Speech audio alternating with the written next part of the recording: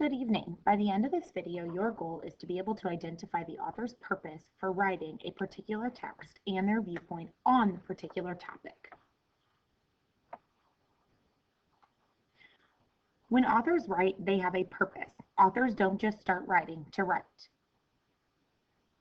The three purposes for writing is to 1. Inform, 2. Persuade, or 3. Entertain the reader. For example, if a writer is passionate about dogs, they may write to inform you about how to take care of dogs. When an author's purpose is to inform, it is the author's goal to enlighten the reader with topics that are usually real or contain facts. Facts are used to teach, not to persuade. Examples of informational texts include textbooks, cookbooks, newspapers, and encyclopedias. Can you think of any others? What text have you read where the author's purpose is to inform? Jot those down on your notes.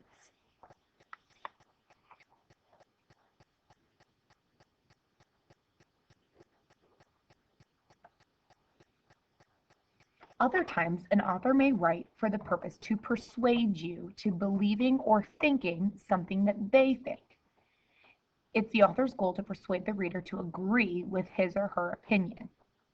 Even though the author shares his opinion, he or she may provide facts and examples that support only their opinion. They will admit any facts or research that may suggest another opinion. Some examples would be advertisement, commercials, newspaper editorials. Can you think of any others?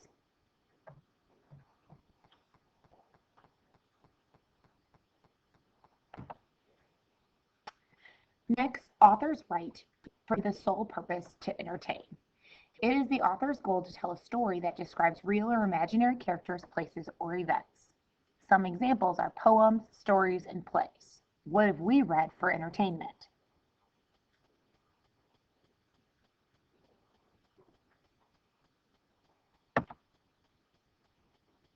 Readers often use this type of graphic organizer to collect their thoughts while reading nonfiction.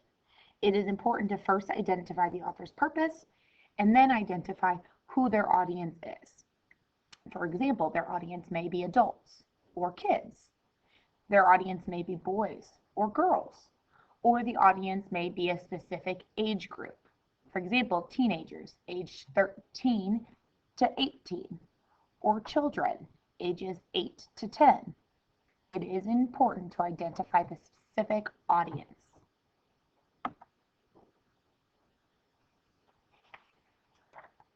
Once you have established the purpose the writer had for writing a particular text, you must look at the view of the author that they have on a particular topic.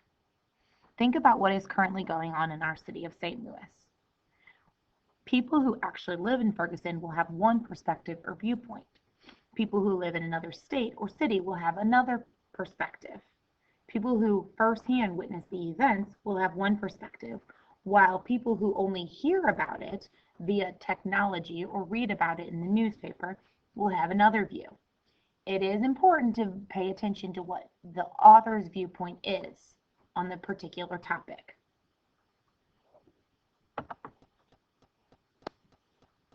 Just like a detective, good readers must look for clues to identify what the author's viewpoint is on a particular topic.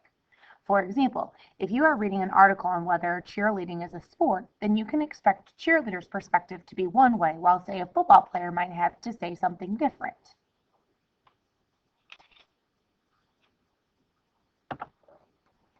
While we read, it is important that we ask ourselves these questions to determine what viewpoint the author has on a particular topic.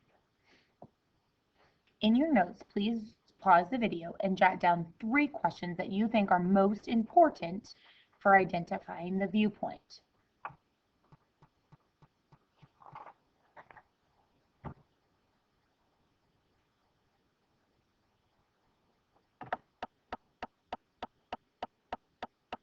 Once you have identified the viewpoint, it is important to add another column to our graphic organizer.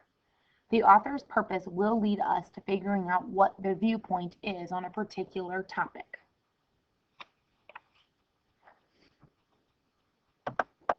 Now let's practice. please read the little article.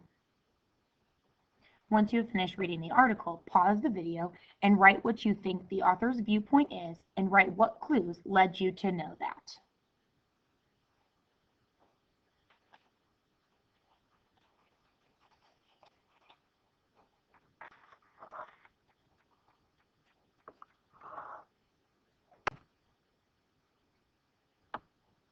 Now try the second article. Read the article, pause the video, write what you think the author's viewpoint is, and write what clues led you to know that. We will discuss these tomorrow in class.